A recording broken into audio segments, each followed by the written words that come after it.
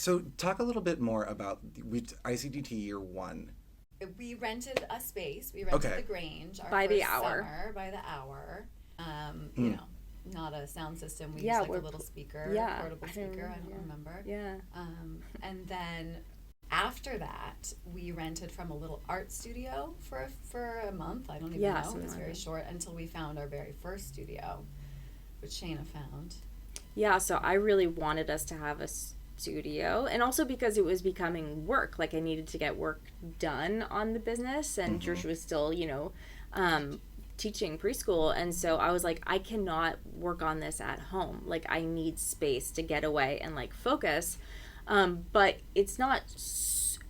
It happens, but it's not super common that theater companies, especially in a first year, like have your own space.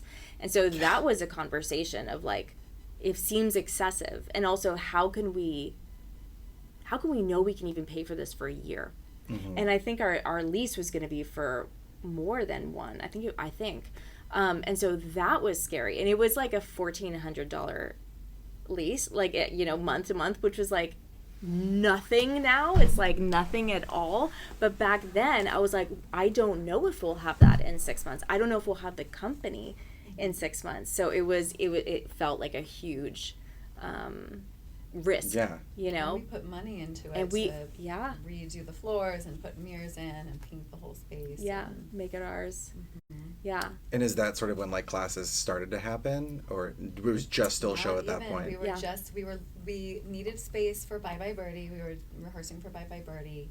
We had started rehearsals. We were holding auditions. That's what we did. Yes. That was the first thing we ended up doing that little studio, because we had auditions after they signed up for roles.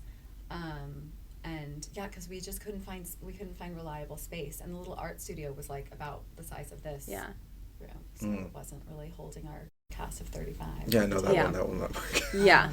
But once we got that new studio, we continued for probably the next year just doing shows. With the same group, show at a time, 8 to 18. just the two of us. And we did our next summer there, and I think it was probably the next fall that we needed to start classes, because we started to have to turn kids away. We just didn't have enough room in our one production. But we were also like, we can't take on more. Right. So that was like our first hire too, was we have a friend, Benny, who we love, who was in Belasco Theater with us, right? And so we were like, well, we want it. We never thought we'd turn a kid away because of space. Like that had never crossed my mind as like a thing that happens, Right. And so here we were with more than 50 kids or whatever signing up. By that time, we couldn't take more, but also neither of us wanted to be teaching more. I wanted to go home to my children, like we have lives. And you're also teaching. I was teaching from like 7 a.m. till 3, and then 30, and then coming out here and doing this in the afternoon / evening. So we're like, well, what if we offer a class like after the rehearsal, for an hour or whatever it is? And like, we know Benny's phenomenal, so we were like, okay, and we offered, and it took off, and obviously it did, because he was a phenomenal teacher. But that's really like, so much of the company has been built off of this, like, what if? Well, okay, well, what if we add a class at this time? Okay, well, what if we broke it into 2 age groups? Like all, like everything has just been like, but it's all from trying to fill the need. We had too many kids coming. We couldn't accept all them in. Therefore, we had to be like cutting for auditions, but we wanted to have a place for them to go. Great. So everything was like, oh, well, now we have so many kids that we need to start sectioning ages. It was all like, solving what was flowing in, which is amazing. Yeah. What was what was the first class? Was it like also musical theater related, or was it just like straight, like, was it Dane? Possibly. It was, Benny is acting, improv, like, kind of guy. Nice. So it might have even been an improv class. I think it was, maybe.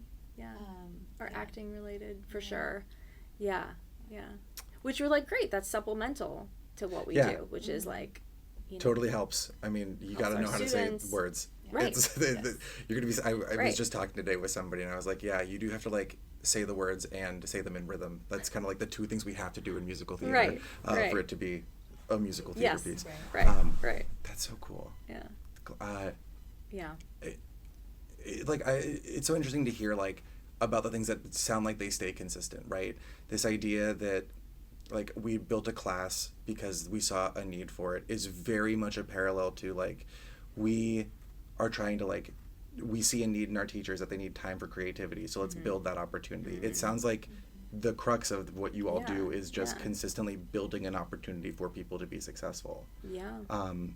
Which is like how many people can say that? Well, that's the thing is like, you know, more and more of as we've run the company, I've like it's in service. Like we're here to serve these kids, we're here to serve these families, and so where they're showing us they want something, if we're capable of delivering it, then I feel not only do I want to and I'm excited to, I feel a responsibility to also, you know. And so they were showing us that they wanted more. And it was the stuff that we love. Amazing.